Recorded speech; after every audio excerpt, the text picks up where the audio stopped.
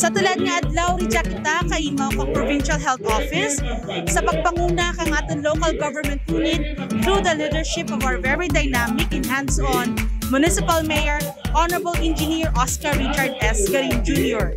Sa tulad nga adlaw, durugid nga aktibidades ang aton ginpreparar para sa mga kabataan kag saan da mga ginakanan ridya sa Bacolod Elementary School. Sa tulad nga adlaw, may mga nagkalain-lain nga lectures pagi sa oral health kag sa nutrition program, medical consultation, dental consultation, distribution of dental health kits, family oral health kits, kag mga nutrition commodities. Sa mga bata, importante gid ang oral health care kay kung ang atin untog ba, duro man nga mga masakit ang atin bagman.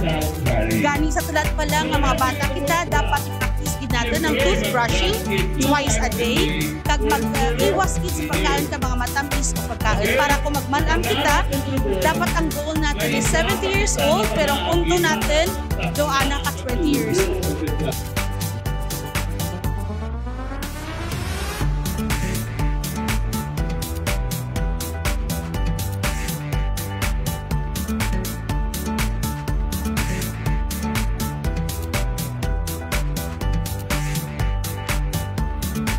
Durugin nga salamat sa atin nga Honorable Mayor Oscar Richard S. Garin Jr. ng Local Government Unit, kaimaw ang Provincial Health Office, hanggang Bacolod Elementary School, saan na pagpatigayon nila ng adlaw para sa atin nga Oral Health Month celebration sa Banwa Camegao. Keep smiling, be healthy. Thank you.